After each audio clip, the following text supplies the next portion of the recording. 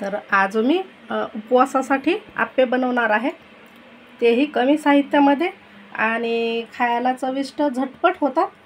तर चला आपण व्हिडिओला सुरुवात करूया। तर इथे बघा मी हा एक उकडलेला आलू घेतला आहे, 1 वाटी भिजवून घेतलेला साबुदाणा आहे, तो आता आपण या ताटामध्ये काढून घेऊ। यामध्ये हा उकडलेला जो आलू आहे तो चांगला असा मिक्स करून घेणार आहे।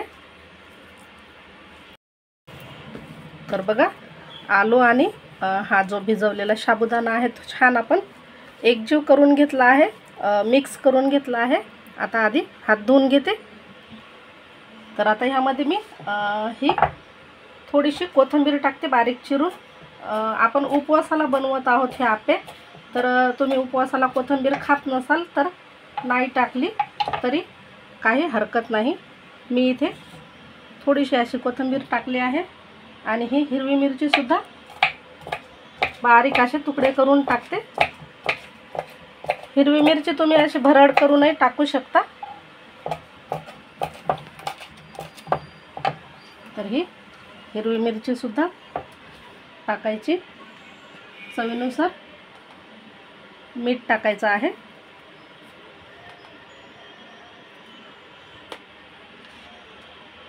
थोडंसं पाव चमच एवढं जिरं टाकलं आहे। यामध्ये भाजलेल्या दाण्याचा कूट सुद्धा टाकायचा।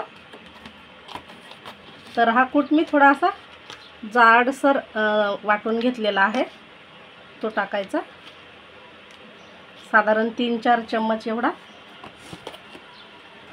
आता हे परत एकदा हाताने छान असं एकजीव करून घ्यायचं। तर हे एकजीव झाल्याच्या नंतर आता या आप्पे पात्रामध्ये आपण तेल टाकून घेणार आहोत थोडं थोडं। तर तेल टाकून झाल्याच्या नंतर तेल थोडंसं गरम होऊ द्यायचं आणि इथे बघा आपण असे छोटे छोटे याचे बॉल्स बनवून घेणार आहोत किंवा गोळे, ते यामध्ये असे टाकायचे आहेत।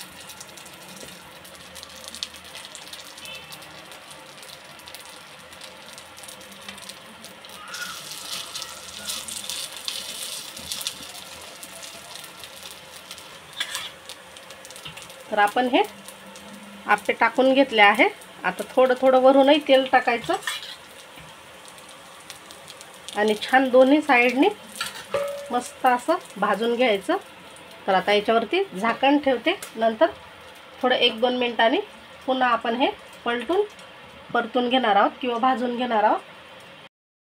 तर आता आपण हे दुसऱ्या साईडने पलटून घेऊ। तर छान असा हा कलर आलेला आहे, पाहू शकता।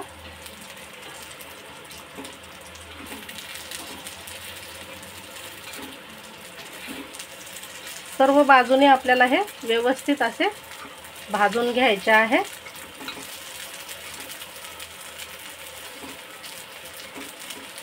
वाटलं तर थोडं थोडं तेल टाका किंवा तूप टाकलं तरी चालेल, त्याचेही छान लागतील।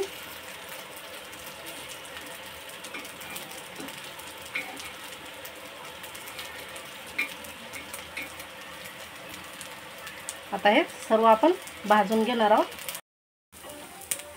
तर इथे मस्त असे कुरकुरीत हे आप्पे तयार झाले आहेत। गॅस बंद करते आणि हे काढून घ्यायचे।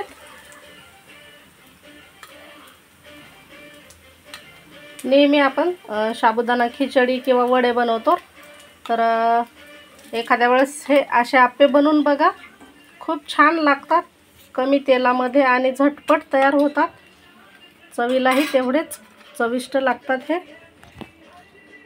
तर हे आप्पे, उपवासाचे आप्पे कसे झाले कमेंट करा, व्हिडिओ आवडल्यास लाईक शेअर करा आणि हो, अजून चॅनलला सबस्क्राईब केलं नसेल तर सबस्क्राईब करायला मात्र विसरू नका। परत भेटू आपण अशाच छानशा रेसिपीसह।